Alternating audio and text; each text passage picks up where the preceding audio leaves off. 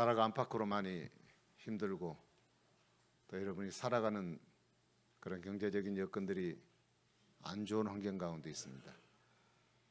그럼에도 여러분 행복하십니까? 불행하십니까?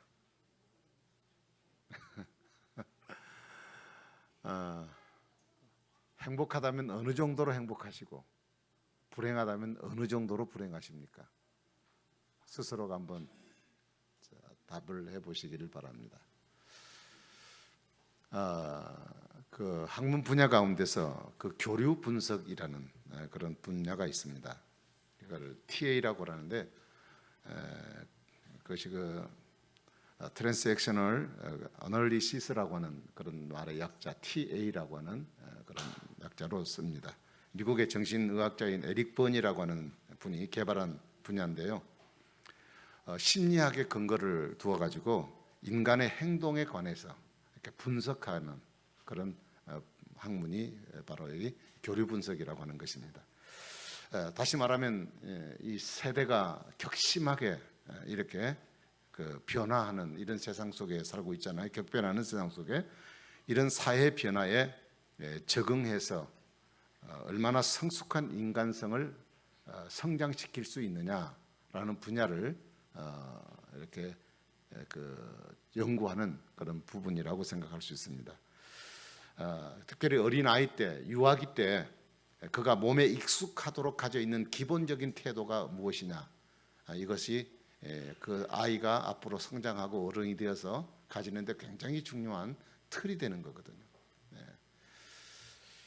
그래서 그 스키다 그 마네야스라고 하는 일본 사람이 쓴 책 가운데 그 임상 교류 분석이라는 책이 있습니다. 여기 보면 인간이 가지는 기본적인 4가지의 태도가 있다고 그랬어요. 뭐 혹시 들어보신 분들이 있을지 모르겠습니다. 그 나는 옳지 않고 당신은 옳다. 뭐 그런 말이죠. 뭐 영어로 표현하면 I am not okay, you are okay 이렇게 나가는 거죠. 그다음에 나는 옳고 당신은 옳지 않다. 그리고 나도 옳지 않고 당신도 옳지 않다. 나는 옳고 나도 옳고 당신도 옳다. 이 4가지가 이렇게 되어 있습니다. 근데 첫 번째 나는 옳지 않고 당신은 옳다라는 사람은 어떤 사람이냐면 보통 자기에 대한 비하 의식이 있거든요. 그리고 남은 좋게 보이고 나는 왜 이럴까라는 생각을 가진 사람들이 이 부류에 속한데 이런 사람들은 우울해지기가 쉽습니다. 그 다음에 두 번째는 나는 옳고 당신은 옳지 않다. 이런 사람은 자기 사랑이 아주 굉장한 사람이에요. 자기만을 위하는 생각이 굉장해요. 그래서 어떤 문제가 있을 때 책임을 다른 사람에게 전가시키고 그리고 딴 사람이 하는 일에 대해서 비판하고 그래서 딴 사람을 수용하지 못해요. 나는 옳고 당신은 다 틀렸다고 생각하기 때문에. 그래서 이런 분들은 주로 이혼을 많이 하는 그런 경우들이 있고요. 그 다음에 세 번째 사람은 난 또 옳지 않고 당신도 옳지 않다라는 얘기는 인생 전체를 다 비관적으로 보는 겁니다. 그래서 친구도 못 사귀고 심한 경우에는 생활에 관심을 잃어버리고 무기력해지고 나중에는 자살까지 하게 되는 형의 사람이죠. 그 다음에 이제 네 번째 사람이 당신도 옳고 나도 옳다. 이런 사람은 자신의 가치를 아주 중요하게 인정을 하고 나뿐 아니라 다른 사람도 존중할 줄 아는 사람입니다. 내가 건강한 사람은 다른 사람도 똑같이 건강하게 그렇게 볼 줄 아는 이 건강한 태도죠. 이건 어떻게 생각하면 정신적으로 건강한 사람이고 기독교인이 금국적으로 취해야 될 그런 태도가 아닌가 그런 생각을 해봅니다. 자, 오늘 제가 이런 4가지를 말씀을 여러분에게 드리면서 오늘 이 본문을 이제 들어가서 보면 오늘 본문 중심에 서 있는 이 한 사람 맹인이라는 사람이 나옵니다. 맹인이 나옵니다. 그는 날 때부터 눈이 어두워서 나온 사람입니다. 소경이 되어 나온 사람이에요. 그에게는 화려함이나 그리고 아름다움이라고 하는 것은 그에게 도대체 꾸며지지 않고 그려지지 않는 그런 인생입니다. 세상에 온갖 아름다운 것이 있어도 그것을 전혀 느낄 수 없는 철저하게 불행한 삶. 지금까지 40년의 생애를 살아오면서 줄곧 길가에 앉아서 남이 던져주는 돈 한 푼 받아먹으면서 구걸하고 살아왔던 거지 인생이었습니다. 여러분, 이 사람에게 책임이 있을까? 누가 책임일까? 누구 탓일까? 적어도 본인은 잘못이 없는 것 같습니다. 이 문제에 대하여. 왜냐? 선천적으로 남에서부터 태어난 맹인이기 때문에. 그런데 스스로 아무런 책임도 잘못도 없이 그런 누군가에 의해서 지금 고생하는 인생을 지금 살아가고 있어요. 내가 왜 이 일을 당해야 하는지, 왜 내가 이 아름다운 세상을 보지 못하고 살아야 하는지, 왜 나만 이런 불행을 가지고 살아야 하는지 그 까닭을 알 수가 없어요. 그래서 소망이 없습니다. 이 사람에게 뭘 가지면 못하고 잘 살고 세상에서 출세하면 그것이 도대체 이 사람에게 무슨 의미가 있겠습니까? 무사람이 추구하는 욕망과 그 수없는 꿈, 이 사람에게는 다 쓰잘데없는 얘기고 그에게는 오직 오늘 누군가 내가 앞에 놓아놓은 깡통에 동전 하나 툭 떨어뜨리는 것, 이것이 그에게 오직 유일한 관심이었습니다. 니체라고 하는 철학자는 이런 얘기를 했어요. 살아야 할 이유를 가지고 있는 사람은 어떻게든지 살아간다. 그렇죠. 살아갈 이유를 안고 있는 사람은 어떤 경우가 있어도 살아납니다. 그런데 오늘 이 본문의 사람은 살아 있어야 할 이유가 없어요. 그에게는 고통이라고 하는 현실만 있을 뿐입니다. 추위와 배고픔, 그리고 순간순간 많은 사람들로부터 멸시를 당하는 일, 과거를 추억할 거리도 하나도 없고 앞으로도 기대할 거리도 없고 그에게 주어진 것은 기막힌 일들, 거기다가 더 고통스러운 일은 하루하루 산다는 것 자체가 아무 의미 없고 목에 풀칠하는 것 하나 연명하기를 위해서 오늘도 살아야 하는 인생, 그야말로 그는 처절하게 고통스러운 인생을 지금 살아가고 있습니다. 자, 그러면 자신은 그렇다고 생각하더라도 딴 사람들은 자기를 뭐라고 생각하는가? 사람들은 오늘 이 맹인을 향해서 그가 왜 저 병에 걸렸을까? 라고 하는 문제에 대해서 논쟁의 대상은 될 수 있을진정 누구 하나도 그를 동정해 줄 수 있는 사람은 아무도 없었습니다. 그는 앞으로 어떻게 살아가야 하고 그를 어떻게 도울 수 있는지에 대해서 수많은 사람들이 그 곁을 지나가고 혀를 차고 지나가지만 말 한마디 없이 그들이 생각하는 추상적인 문제에 대해서 논쟁거리만 삼고 있습니다. 아니, 저 사람 왜 하나님께서 저 사람을 이 세상에 태어나게 하셨을까? 아니, 저렇게 불행하게 된 원인이, 저 원흉이 도대체 어디에 있을까? 사람들은 다 시비를 벌입니다. 저 사람 때문에 이렇쿵저렇쿵 많은 얘기를 합니다. 그러면서 그들이 말 한마디 딱 던지는 얘기가 뭐냐? 전생에 죄가 많이 지었나 봐 하고 지나가는 것입니다. 유대인들은 생각할 때 그래요. 사람이 병을 갖고 사는 것은 그가 죄가 있기 때문에 병이 있다, 이렇게 생각을 하고 산 거예요. 그래서 남에서부터 맹인된 이 사람을 두고 저건 누구 죄인가? 자신의 죄인가 부모의 죄인가? 오늘 우리가 살아가는 사회의 죄인가? 라는 문제를 생각하고 따졌던 겁니다. 그렇지 않아도 그는 하루하루가 힘든데 남들이 자신을 불행을 놓고 이러쿵저러쿵 논쟁을 벌이고 있으니 참을 수 없는 모욕거리가 아니겠습니까? 만약 그가 입을 열었다면 할 말이 많았을 겁니다. 그런데 오늘 본문에 그는 그 사람들의 얘기에 대해서 한마디의 반응도 하지 않습니다. 왜 그럴까요? 워낙 소리를 많이 듣고 살아서. 너희들 실컷 지서라, 나와 상관없다. 그리고 오직 그는 뚜레지게 눈은 볼 수 없지만 촉각을 세우고 있는 게 뭐냐? 깡통에 쨍그렁하고 떨어지는 돈 한 푼, 그것만이 그가 오직 갖는 관심입니다. 자, 이 불행한 맹인의 앞을 예수님이 지나가게 되셨습니다. 그러면 누군가 평소에 이 사람을 동정의 대상으로 봤다면 예수님이 다른 사람의 병을 고친다는 것을 알고 있는 사람들이, 그 현장을 목격했던 많은 사람들이 이 맹인 앞을 지나갔을 때, 불쌍한 사람 앞을 지나갔을 때 누구의 죄냐 이걸 따지기 전에 예수님이 어떻게 하면 이 사람 눈 뜨게 할 수 있죠? 주님, 이 사람 눈 좀 뜨게 해주세요. 아니면 우리가 이 사람을 위해서 무엇을 하면 좋겠습니까? 그렇게 말했어야만 합니다. 그런데 한마디 그런 말하는 사람은 없습니다. 그리고 시비만 벌입니다. 우리 장로교의 창시자라고 볼 수 있죠. 우리 장로교를 세웠던 그 칼빈이라고 하는 그 종교개혁자는 사람들이 남의 고난 앞에서 저지르기 쉬운 세 가지 실수가 있다 그랬어요. 남이 고통을 당하고 어려움을 당할 때 우리가 그냥 쉽게 저지를 수 있는 실수가 있다 그랬어요. 첫 번째가 뭐냐? 그 고난이 죄 때문이라고 정죄하는 것입니다. 어떤 일이 있으면 죄가 많아 그래, 네가 잘못했으니까 그러지라는 얘기예요. 내가 일어나는 문제는 의 때문이라고 그러고 남의 불행은 죄 때문이라고 얘기하는 겁니다. 그 다음에 두 번째는 남의 고난에 대해서 이해심이 없어요. 이해해 보려고 애를 쓰지 않아요. 그냥 엄격하게 우리는 심판해버리고 마는 겁니다. 그 다음에 세 번째는 자기를 예외시해요. 저 사람은 근본적으로 나와 달라. 저 사람은 저런 짓을 할 수밖에 없지만 나는 저 사람과 달라. 그리고 그 사람만 향해서 정죄하고 심판하는 일을 하게 돼요. 이것이 그 어려움을 당한 사람들에게 얼마나 큰 고통을 갖다 주는 일인 줄 아십니까? 그런데 우리는 그것을 너무 쉽게 실수를 저부터가 하고 있습니다. 제가 어떤 책에 보니까 이런 내용이 하나 있더라고요. 세상에서 가장 큰 신비는 인간이 괴로워하는 문제가 무엇인가가 아니라 무엇을 잃어버리고 있느냐 하는 문제다, 이런 얘기를 했어요. 이게 무슨 얘기냐면은 여러분, 고난이라고 해서 다 잃어버린 것 아니거든요. 내 재물을 잃어버렸다고 해서 신앙까지 잃어버린 것도 아니고, 내가 건강 잃었다고 인생 자체를 다 잃어버린 것은 아니에요. 우리가 고통을 당할 때 그 일로 인해서 잃어버린 것이 뭐고 그것 때문에 얻은 것이 얼마나 큰 건가를 우리는 생각을 하지 못하고 삽니다.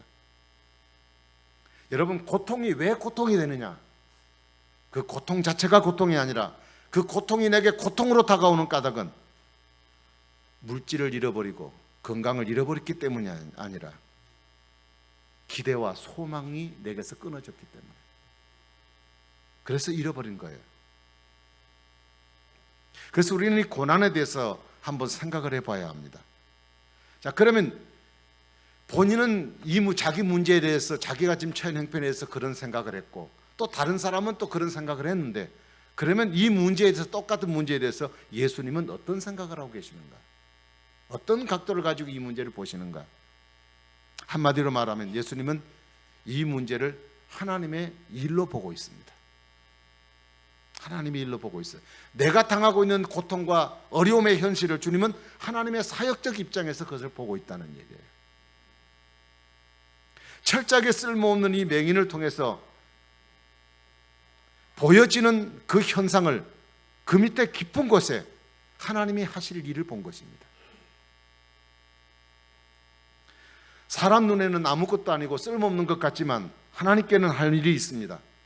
사람 눈에는 쓸모없는 것처럼 보이지만 하나님께는 쓸모가 있습니다. 사람의 판단으로는 실패한 것 같이 여겨지지만 하나님은 그 실패를 통해서 하나님이 계획하신 귀중한 일을 이루어 가십니다. 철저하게 불행한 이 맹인을 통해서도 하나님이 하시고자 하는 일이 있다고 말한다면, 우리같이 사지육신이 멀쩡한 우리야말로 하나님이 하실 일이 얼마나 많겠습니까? 여러분, 그래도 불행한가요? 그래도 나는 쓸모없는 인간이라고 말할 수 있나요? 비록 내가 남 같지 못하고 그렇게 썩 건강하지 못해서 내게 고통은 있겠지만, 그러나 하나님의 차원에서 보면 그 고통은 하나님의 주권 밖에 있는 일이 아니라 하나님의 주권 안에 있는 일이기 때문에 반드시 그 가운데는 하나님의 하실 일이 있는 것입니다. 사람들은 맹인을 보면서 과거를 생각했습니다. 그러나 예수님은 그 맹인의 과거를 보지 않고 미래적 의미를 부여하십니다. 하나님께서 너를 통해서 하실 일이 있다는 얘기예요. 여러분, 우리는 쓴 과거를, 아픈 과거를 잊어버려야 합니다. 누구 때문이었는가? 그 원인이 무엇인가? 내가 왜 불행해졌는지 두고두고 아무리 시비를 벌여봐야 그 얘기는 끝도 없이 진행될 것입니다. 평생을 두고 파헤친들 거기서 무슨 해답이 나오겠습니까? 그래서 예수님은 그 시비 벌리는 것 갖고 그만해라 그랬어요. 제자들이 누구 죄입니까? 본인 죄입니까? 부모 죄입니까? 물을 때 예수님은 이것도 저것도 아니야 라고 얘기를 하셨습니다. 주님은 이 부정적인 이야기를 중단시키고 그것을 통하여 창조적인 기회를 하나님이 열어주시는 겁니다. 여러분, 고난은 기회입니다. 위기는 창조의 기회입니다. 실패는 또 다른 새로운 기회입니다. 기회라고 하는 것은 성공을 통해서도 오지만 실패라고 하는 변장된 모습으로 우리에게 다가오는 경우가 훨씬 더 많이 있습니다. 하나님은 역경을 통해서 하나님만이 하시는 역사를 이루신다는 것을 우리는 꼭 기억할 수 있기 바랍니다. 지금 여러분은 어떤 문제 때문에 고민이 많으십니까?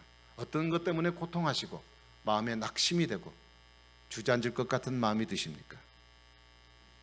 오늘 본문을 통해 바라볼 때 지금이야말로 우리의 삶을 통해 하나님이 특별한 것을 드러낼 수 있는 기회임을 믿으시기 바랍니다.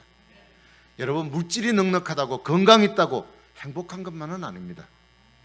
가난은 어떻게 생각하면 봉사의 기회가 될 수 있고 사랑을 나타낼 수 있는 기회가 될 수 있고 진리를 전할 수 있는 기회가 됩니다. 왜? 고통을 통해서 이 가난의 아픔과 그 고통을 내가 느꼈기 때문에 그래요. 그러므로 여러분, 가진 것도 기회고 못 가진 것도 기회입니다. 하나님의 역사에는 모든 상황이 다 그 나름의 이유가 있다는 것을 꼭 기억할 수 있기 바랍니다. 4절에 보니까 그런 말씀을 하셨어요. 우리가 하여야 하리라는 말씀이 있습니다. 이거는 그 일에 대한, 하나님이 하실 일에 대한, 내게 지금 속해 있는 그 어려움의 문제들에 대해서 하나님이 하실 일에 대한 필요성을 말하고 있습니다. 그러면서 그 필요성에 대한 이야기를 하면서 하나님의 일을 해야 된다는 특수한 문제와 그리고 속히 해야 된다는 시급성을 아울러 같이 섞여 있어 우리에게 말씀하고 있습니다. 여러분, 아무리 불행한 여건이라도 맹인이 예수님을 만났기에 그 삶에 놀라운 일이 일어났습니다. 주님을 만난다는 것 너무 소중한 일입니다. 바로 주님을 만남 속에 우리의 창조의 기적이 일어날 수 있다는 것을 알아야 할 것입니다. 자, 그러면 이런 맹인과 예수님의 만남의 과정을 통해서 그 순간 예수님이 그에게 요구하시는 게 있습니다. 그것은 바로 믿음이었습니다. 자기는 자기 자신에 대해서 철저하게 실패한 인간으로 생각했고 딴 사람도 그 사람에 대해서 그렇게 생각했고, 그런데 예수님은 그를 만남으로 그에게 믿음을 요구합니다.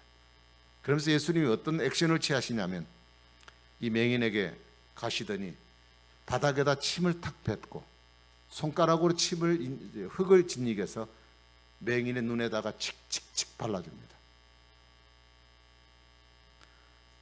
여러분, 지금 맹인에게 이게 무슨 특별한 방법이겠습니까? 요즘도 그러지만 어렸을 때 여기 벌레가 물리고 모기가 물려서 이렇게 툭 부어오르면 엄마는 침을 발랐고 이렇게 줘. 우리 보고도 침 바르래. 침 바르면 얼마나 냄새나요. 그럼 침 바르면 침의 독이 이 독을 이기는지 어쨌든 뭐 그런다 그래요.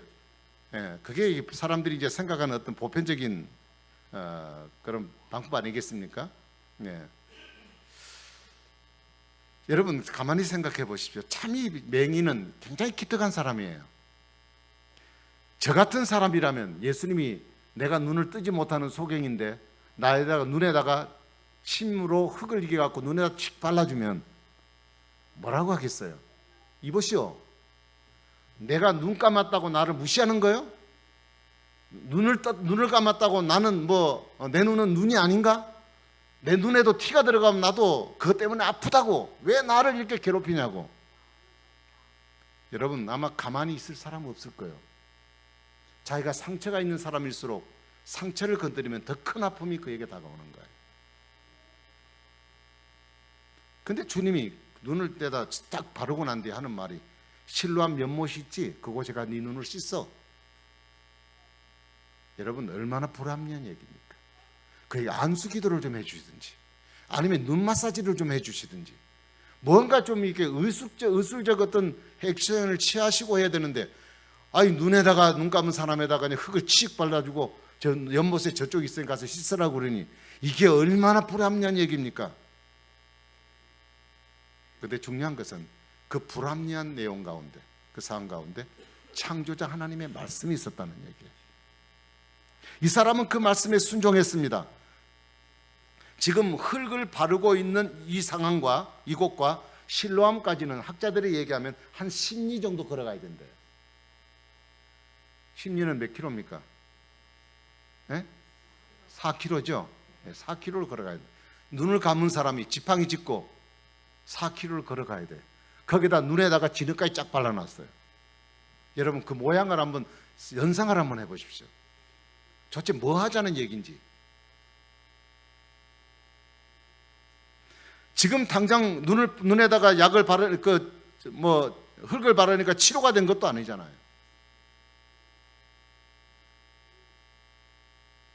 실로암 가서 눈을 씻으라고 얘기할 때, 다 오늘 되게 일진 나쁘네. 기분 나쁘다가 때려치워 버렸다. 그럼 어떻겠어요? 그럼 평생 그렇게 살아야 돼요. 근데 이 불합리한 상황을 그대로 끌어안은 채 예수님 말씀을 듣고 실로암 가서 자기 손으로 물을 떠올려서 얼굴을 씻는 과정 가운데 눈이 번쩍 뜨였습니다. 여기에는 신학적 지식이 문제가 아니요, 오로지 하나님이 요구하는 것은 순종, 바로 그 믿음 자체였습니다. 여러분 믿음이라는 게 뭘까요? 내 마음속에서 끌어오는 열정일까요? 말씀을 듣고 감동하는 것일까요? 믿음은 순종이 따라야 돼요. 때로는 그 말씀 자체가 내가 생각하는 보편적인 일과 불치되는, 일치가 되지 못하는 불합리한 상황이라 할지라도 그분의 말씀이 창조자의 말씀이기에 내 생각을 접고 그분의 뜻에 따라 순종하는 것이 믿음입니다. 본문에 보면 예수님의 실로암에 가서 씻으라, 그러면 너가 눈을 뜰 것이다, 이렇게 얘기하지 않았어요. 가서 씻으라면 얘기했습니다. 이 맹인은 예수님께 내 눈 고쳐달라고 말한 적도 없습니다. 그는 예수님께 그 문제 때문에 기도한 적도 없습니다. 제자들과 예수님이 함께 지나가다가 그에게 대화를 하셨을 뿐입니다. 그리고 예수님은 그 눈에 짓이겨서 흙을 짓이겨서 그 눈에 발라주고 그리고 씻으라고 한 것뿐입니다. 여러분, 이 부분에서 순종이라는 게 쉽지 않습니다. 그러나 이 맹인은 말 없이 했습니다. 순종하는 믿음이 역사할 때 바로 거기에 하나님의 창조적인 능력이 나타납니다. 오늘 우리에게 이런 믿음이 필요합니다.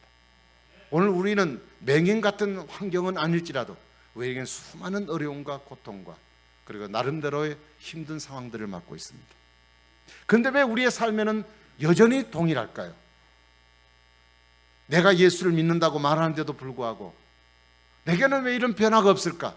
내게는 왜 이런 기적이 없을까? 우리는 그런 고백을 하면서도 그 원인이 무엇인지를 우리는 알지 못하고 살 때가 많아요. 오늘 주님은 우리에게 순종하라는 얘기예요. 순종하라.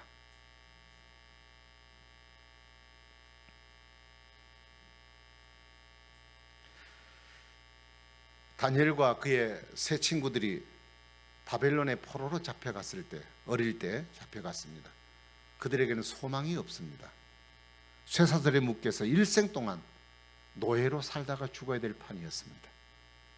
그러나 그 짓눌리는 그 바닥을 기는 삶 가운데 살아갈지라도 그들은 하나님의 말씀을 잃지 않고 하나님 자녀로서의 정체성을 가지고 우상에게 절하지 아니하고 말씀대로 살아가는 삶을 살았기 때문에 하나님은 그들을 통해서 바벨론을 정신적으로 점령하고 메대와 파사라고 하는, 페르시아라고 하는 제국을 완전히 정복하는 하나님의 역사를 이들을 통해 이루게 하셨습니다. 모세가 바로 궁중에 나와서 미디안으로 쫓겨갈 때는 그는 다 망했습니다. 희망이 없었습니다. 그러나 호렙산에서 하나님을 만나서 하나님의 말씀에 순종하는 순간 80년의 세월이 새로운 의미를 가지게 되었고 어느 누구도 그를 흉내낼 수 없는 전천후한 하나님의 역사를 이루는 기적의 사람이 되었습니다. 여러분, 내가 가진 기회, 내가 가진 현실은 아무것도 나무랄 것 없고 원망할 것 없습니다. 중요한 것은 이제 주께서 주시는 그 새로운 의미를 알고 믿고 순종하면 바로 그 자리에 하나님의 역사는 일어나게 될 것입니다. 지금 여러분 어떤 이유를 알고 있는 고통을 당하고 있습니까? 그렇다면 그 문제 앞에 회개하셔야 합니다. 여러분이 어떤 일을 당하고 고통을 당하고 있는데 이유를 전혀 모르는 실패를 당하고 있습니까? 묵묵히 믿음으로 나아가십시오. 지금 당하고 있는 그 역경의 의미가 없는, 내게는 이 고통이 왜 어려움을 당하는지 아무 의미를 느끼지 못하는 고난이라고 생각하십니까? 그 문제를 들고 주님 앞에 나오십시오. 저나 여러분들이 처해 있는 환경에는 반드시 이유가 있습니다. 내가 재수가 나빠서라든지, 내가 불행해서라든지, 부모 때문이라든지, 그게 아니라 거기에는 이유가 있습니다. 무슨 이유일까요? 그 환경을 통해 하나님이 드러내고자 하시는 하나님의 일이 있습니다. 오늘도 하나님의 그 계획하심과 그 일은 내 삶에 지금도 쉼 없이, 실패 없이 지금도 계속 이어져 가고 있습니다. 이 순간 하나님 말씀에 여러분 순종하심으로 이 맹인의 기적이 여러분 삶 가운데 오늘의 나의 기적이 되기를 주님의 이름으로 축복합니다. 기도하겠습니다.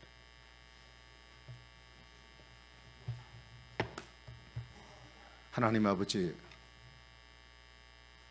오늘도 우리 자신들의 현실을 돌아보면서 나는 왜 이런 어려움과 고통을 당해야 하는지, 왜 나만 유독이 이런 아픔을 당해야 하는지, 각자 나름대로 스스로가 불행하게 느껴지고, 그래서 삶에 대해서 원망과 불평이 내 속에 가득한 채로 오늘도 기쁨도 없이 이 세상을 살아가고 있는 혹시 우리 성도들이 계신다면 오늘 이 맹인의 경우를 돌아보고 자신도 그리고 다른 사람도 이 세상에 살아갈 하등의 이유도 없는 그런 무용한 인간인 것처럼 사람들은 취급했지만, 그러나 그는 예수님을 만나 그 말씀에 순종함으로 하나님의 놀라운 역사를 이루는 새로운 사람으로 창조가 되었습니다.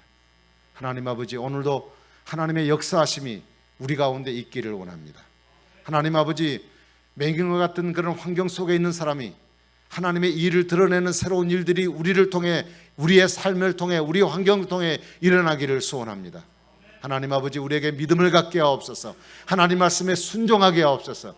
우리가 순종하지 못하기 때문에 우리 가운데 아무런 역사가 일어나지 않고 있음을 알게 하시고, 수많은 사람들이 간증하고 성경에 많은 사람들의 기록들이 있지만 왜 오늘의 우리 삶 가운데는 아무런 변화가 없는지, 그것은 하나님이 능력이 없어서가 아니라 하나님의 진리의 말씀이 거짓되어서가 아니라 우리가 말씀대로 순종하고 행하는 능력이 부족하기 때문에 생겨진 현실인 줄 알고 말씀 앞에 기꺼이 순종하는 믿음의 사람 되어 이 모든 사람들이, 신앙의 선배들이 누렸던 하나님의 귀한 축복이 오늘 우리의 삶이 되도록 인도하여 주시옵소서.